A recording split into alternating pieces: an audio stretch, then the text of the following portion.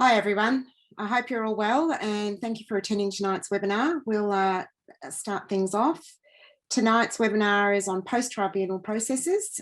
For those of you who haven't met me, I am Kaylene Uebergang, and tonight I'll be joined by Gerry Glennen, Manager of Operations and Governance, and Kevin NG, our Digital Support Officer, will take us through everything. Before we begin, I'd like to acknowledge the traditional owners of the lands on which we are meeting and pay my respects to their elders, past, present and emerging. Throughout this evening's session, if you have any questions, please ask them via the Q&A button, which you'll find down at the bottom of your screen. And time permitting, will endeavour to answer as many of those questions as possible at various stages of the webinar. In addition to sending round a recording of the webinar after tonight, we will also send around answers to the questions we were unable to answer and those that we were able to answer.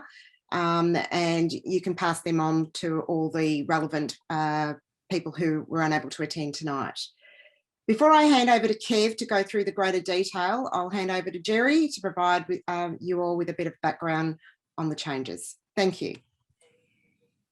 Thanks, Kaylene. We're in the process of trying to bring some of our tribunal processes up into the current century. Tribunals have traditionally been run on paperwork, and what we're trying to do now is to digitise some of those processes. Tonight, Kevin's going to show you the first stage of that. That's the reporting of the tribunal results to Basketball Victoria post the tribunal hearing.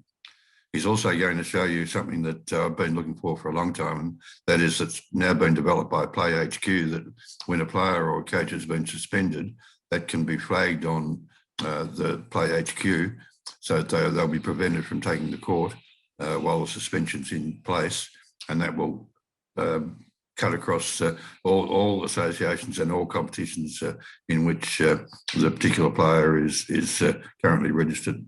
So I'll hand over to Kevin. Thanks, Kev. All right, thanks for that, guys, and hope everyone is well. Tonight, as Gerry mentioned, I will be going through a couple of things. First is the new online tribunal hearing report, and also enforcing of suspensions in PlayHQ. I just want to reiterate that as per the meeting invitation, nothing else is changing at this stage. So the reporting process hasn't changed. The running of tribunals hasn't changed. These are the only two things that are changing at this stage, okay?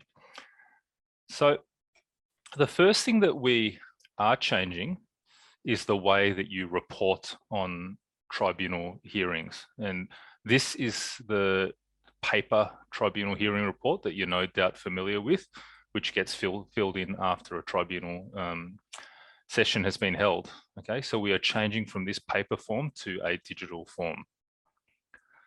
Some of the reasons for this are listed there. So first and foremost, a more streamlined process. So right now, prior to a tribunal being held, you need to print the tribunal hearing report. You need to fill it in after the tribunal's been held. You then need to scan it and email it to Basketball Victoria or to Gerry. From there, Basketball Victoria needs to pull out any relevant information and transpose them onto the public listing of the penalties, which is the tribunal report. And then that tribunal hearing report gets filed away. Okay, so it's quite a cumbersome process that we're hoping that this new method will speed up and streamline a lot of that. With all the transposing that goes on, it can lead to errors. So by doing this, we're going to have a much more accurate tribunal report and also have better data quality there. For the first time, we're going to have a centralized database that contains all tribunal hearings for those that result in a penalty and those that do not result in a penalty. And from that comes the ability to report on trends and see what's happening out there. And finally, you know, in this day and age, we're more aware of our environment, and by going paperless, we are contributing to a brighter future from an environmental point of view. So the new tribunal hearing report, the online tribunal hearing report, will be accessible via the tribunal page on Basketball Victoria's website as it currently has been available. So if you go to the BV website, basketballvictoria.com.au, on the top left, there's a little menu bar, and from there you can access the tribunal page. On that page is this new online tribunal hearing report. Alternatively, if you like, you can go straight to the URL, which we've set up a bit.ly URL for this. So if you go bit.ly/BV tribunal, it'll also take you there. Okay. Now, the old paper tribunal form is also still on the BV website. If you are unable to get internet connection at your tribunal hearing, you can print out that hard copy form, fill it out, and then later on that evening or the next morning, you can submit your online tribunal hearing report. And all of this is effective straight away. So the first thing I'm going to do is take you through the tribunal hearing report, the online version of it. Okay, so if you go to the BV website or use the bit.ly link, this is the form you see. I'm just going to expand this, so hopefully that makes it easier for you to see. So we'll fill this out, do a simulation in a second, but I'll just quickly run you through the form from top to bottom. So this form is to be completed by the tribunal chair, or the tribunal secretary, or a member of the tribunal, or your association administrator. Okay, so the person submitting this form puts in their details here. We've got the date of the tribunal hearing, the association that the incident occurred at, the name of the tribunal chair, and the name of the tribunal members. As we move down here, we've got the offence date. So this is the date, the game, or the date that the offence took place, competition or grade that the events took place, whether the person reported was, or the party reported was, a player, spectator, coach, score table official, whole team, or other, gets put in there. The team of the reported person, their name, details, singlet numbers and optional field, email and address, if available, of the reported person is there. You've then got the ability to put in the reporting official and their refereeing partner, if applicable. Down here, you can select how many charges this person has been reported for. And depending on the number you select, for example, if you select 3, it will pop up 3 drop downs for you to fill in. All of the charges are selectable there. You can also select for the relevant charges if they apply against another person, against an official, or not applicable. Whether they plead guilty or not guilty to that particular charge, and what they are found, whether they're found guilty or not. If your tribunal puts in a penalty or likes to apply penalties per charge, you can put that in. However, if you apply penalties for the overall report, you can also put that in and not put these in here. Okay. If they don't attend the tribunal, so the reported person or party doesn't attend the tribunal, you can tick that checkbox, and then you can also specify an additional penalty that you'll factor into your overall penalty for that non-attendance. If there is a penalty to be applied and you click yes here, you then have the ability to input that penalty. Now, at the moment, it's player is selected, so you've got a choice of suspension or bond because they're the only penalties that apply to a player. However, if I just scroll back up the top here and say that we're reporting a whole team, you also have the option of bond and loss of points. So these will pop up depending on the role that you select for the reported party. Okay. If you tick suspension, up will pop the ability to enter the details of the suspension. If you want to ban them from venues as well, that allows you to set a separate date for them to return to the venue, which usually is before the date of their participation resumption. If you tick fine is to be applied to this report, you can input that. Same with the bond due date, bond return date. And also if you hit loss of points, you can input a loss of team points penalty for that particular team. Moving along, you've also got the option to select if a participant's identity to be concealed on the online public tribunal report. Now, by default, this is no. However, if the reported person brings to your attention that they are, for example, the subject of an AVO or a parental situation that their identity needs to be kept concealed, you can select yes there, which will result in them not being publicly displayed on the tribunal report. And down the bottom here, you can just check that box to say that the reported person has been served with the notice of the penalty or non-penalty, which that, as mentioned before, that process doesn't change, and any additional notes. Okay, so what I'll do now is I'll just quickly pop through an example of this, and I might take a couple of questions after that. Okay, so what we're going to do here is, for example, let's say if Gerry was holding a tribunal and he was the one filling in this form.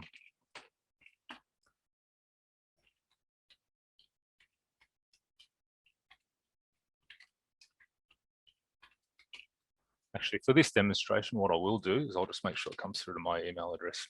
Okay, so this again is the person who's submitting the tribunal hearing report. So tribunal chair, tribunal member, secretary, or the association administrator. Okay, this should be submitted as soon as possible and feasible after the tribunal. So what we're going to do is we're going to pop in the tribunal date. So the tribunal was held last night. The association that the person was reported at was Melton. The tribunal chair was Gerry. And the tribunal members were, say, myself and Kaylene.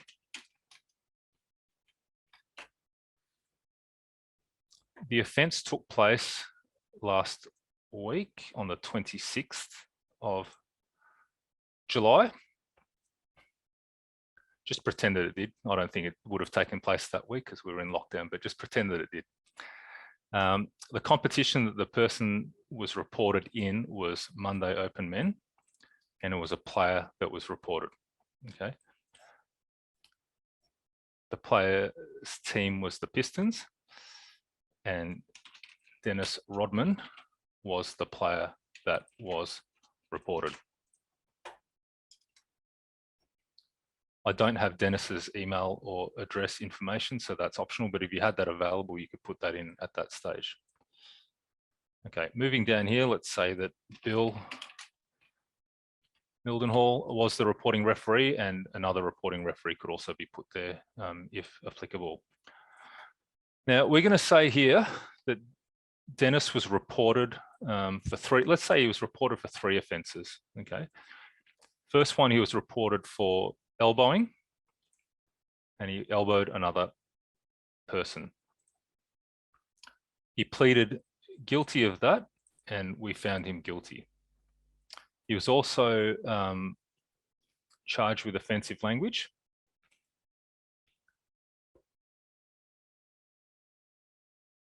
We found him, he pleaded not guilty of that, but we found him guilty. He was also charged with an obscene gesture. He pleaded not guilty. We found him not guilty of that particular charge. Okay. He did attend the hearing, so we're not going to tick that box. A penalty is going to be applied because overall we did find him guilty of this report. We're going to suspend him, but not give him a bond, so the bond disappears from there. Okay. Now the suspension duration. Just bear with me here. I think I've tricked the system by ticking too many boxes there before, but this wouldn't come up ordinarily. Okay.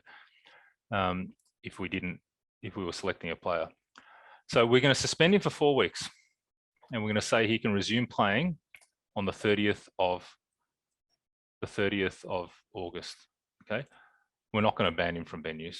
Okay, now this shouldn't come up. I think by ticking all those boxes off, trick the system. But let's just put in that to appease that, and we've got no loss of points penalty. Okay, the penalised person's identity is not to be concealed on the online public tribunal report, and we serve Dennis with his notice and appeals rights. Okay, so that's how you fill in that form there. Kaylene, I might just throw to you to see if anyone's asked any questions that need answering at this stage. One of the questions was, will the tribunal results for every BV member be visible to all associations? Yeah, so the tribunal report will be public on our Basketball Victoria website. However, we'll only be showing those that have a penalty applied as per the current situation. Gerry, do you want to just clarify any details for that? Yeah, at the moment, there is that information on our website anyway. That won't change. It'll just probably be in a different format. And it's a limited amount of information about the offences that have been found guilty of and the penalty, rather than all of the, say, the tribunal members and that sort of information. Okay, is there any other questions at this stage, Kaylene? One of the questions that's come up more than once, actually, why didn't we record the offence as an A and a B? Oh, in this particular case? Yeah. Yeah, we've got an A and a B. That's probably just my ignorance of the actual tribunal process. But yes, if it was a A and a B, you could put that in there. All right, if that's all for now, I might go ahead and submit this, and I'll show you guys the email notification that comes through. So you'll get this notification. So thank you for submitting your tribunal hearing report. An email has been sent to you with a tribunal reference number and a copy of this report. Please ensure that player or coach suspensions are entered into PlayHQ. So while we're waiting for that email to come through, Kaylene, was there anything else that needs answering at this stage? Not that we can answer. There's a question here that I think I'd like to discuss with Gerry, and we'll get back to them. So if you haven't had a response from me, we will chat through it, and then I'll send it through on the Q&As. Okay, cool. Cheers. So can you guys? So this email has come through from the system. The automated emails come through. So what we've got here is down the bottom is just a summary of what we submitted before. So a summary of the tribunal hearing report for your reference. It's got here, I'll just blow this up a bit. So the reference number of this tribunal is 14. Okay, now this becomes important for when we enter it into PlayHQ. Now, it is the competition administrator that needs to enter any suspensions into PlayHQ, which I'll talk about in a second. So once you get this email, make sure you forward the email onto your competition administrator so they've got all the relevant details to enter into PlayHQ. So moving along to that, there are two types of suspensions that can be entered into PlayHQ. One is life bans. Now that is managed by Basketball Victoria. So only a member of the Basketball Victoria digital support team can actually apply a life ban to a participant. So if anyone is suspended for life, please contact digital support, and I'll provide the contact details later on in the presentation, but submit a support request and we will apply those life bans after doing all the checks and balances. What you guys or the competition administrators need to enter are suspensions of players and coaches. Okay, so we're not entering anything where a participant is found not guilty and there's no penalty applied. We're not entering suspensions into PlayHQ for spectators or score table officials or team managers because they are not participants that can be tagged to a game. So there's no point of entering that into the PlayHQ system because it's not going to have any impact on their ability to participate in a game from an electronic scoring point of view. Okay, so the central database for this is generated from your tribunal hearing report that you submit online. And then we're only going to enter suspensions of players and coaches into PlayHQ, which I will show you right now. So competition administrators who are in attendance today will be very familiar with the game day section of PlayHQ. So if you go to game day, find the date of the actual offence, where the offence, when the offence took place. So we had an incident on the 26th of July, and so jump to that date. The next thing you do is click into the game that the incident took place in and click details. Okay. Up the top, you've got the incidents tab. If you click on that tab, you can add your incident. So it's a behavioral incident. You click start. You select the team that of the reported or suspended player or coach. So our suspended player was playing for the Pistons. The suspended player was Dennis Rodman, but you can see down here, you can also suspend a coach. So we're going to select Dennis. It's a reportable offence tribunal.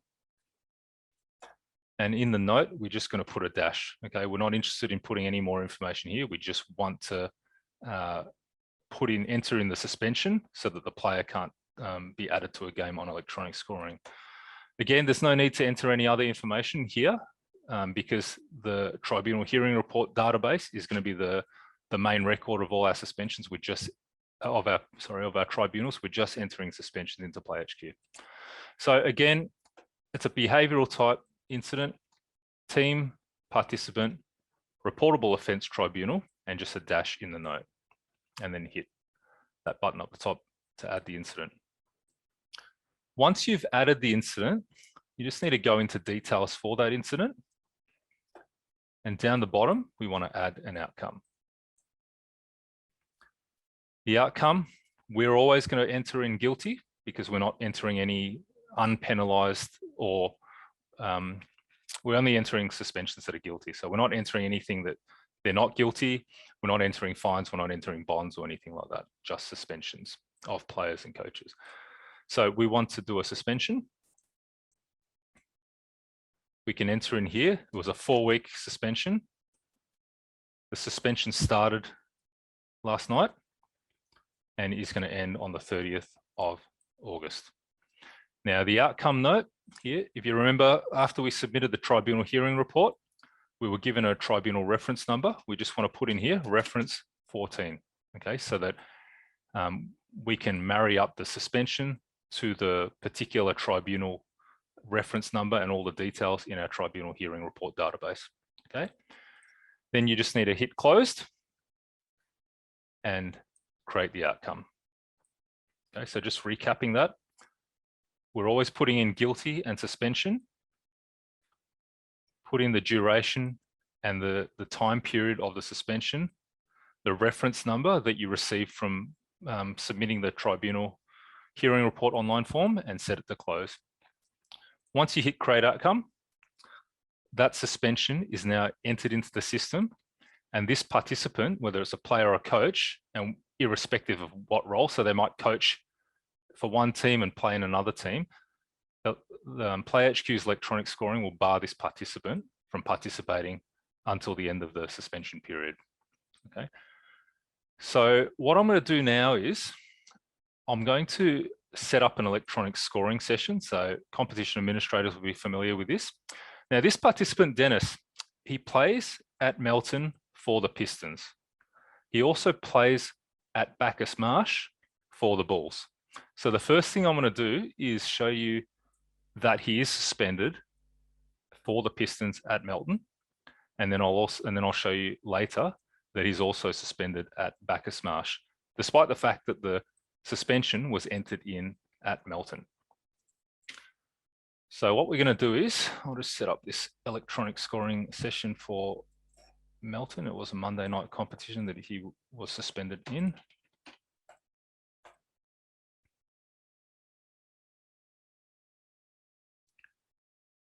All right, so if we go into the Pistons Celtics game and go to add players, you can see that all of his teammates can play, right? They can be added to the game, but Dennis, because he's suspended, he cannot be added to the game. Okay, so that's his team that he was reported for playing in and he cannot play for this team until the suspension ends. Okay, so that's at the same association for that same team. What I'm going to do now is I'm just going to set up a session at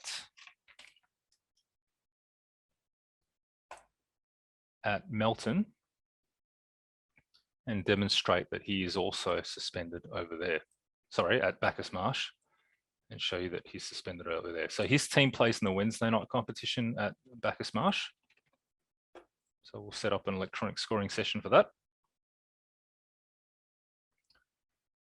He plays for the Bulls at Bacchus Marsh. So if I click on that game and go to add players, I can add all of his teammates, but I cannot add him because he has been suspended at Melton and his suspension is statewide for that 4-week period.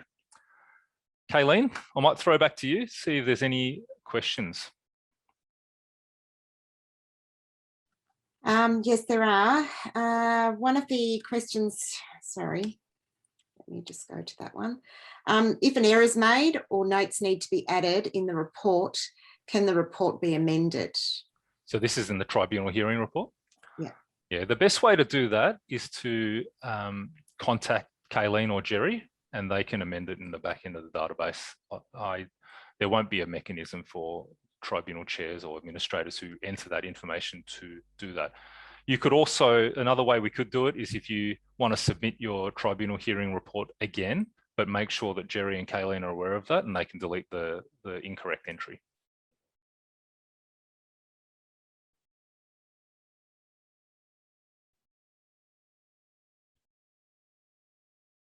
I think Kaylene, is that another question? I think you're on mute. Sorry, I was just going through to make sure that I'm not doubling up on questions. Will previous tribunal decisions, i.e. players who are still under suspension, be added to the PlayHQ? Yeah, they should be added into PlayHQ by the competition administrator that the tribunal was held at. In that case, there won't be a tribunal reference number for that. So when you go to enter in the tribunals, you wouldn't put a reference number, but that's something that what we'll do is we'll discuss that internally at BV and provide advice whether that's something we want the competition administrators to be entering in, or we might just enter them all in. But we'll come back to you on that one. There's plenty of questions here, but I think a Q&A response to these will send through to everyone because there's questions that are probably relevant to everyone that can be covered in our Q&A answer sheet. Okay, well, look, that's all I wanted to present. So, Kaylene, I might just throw back to you.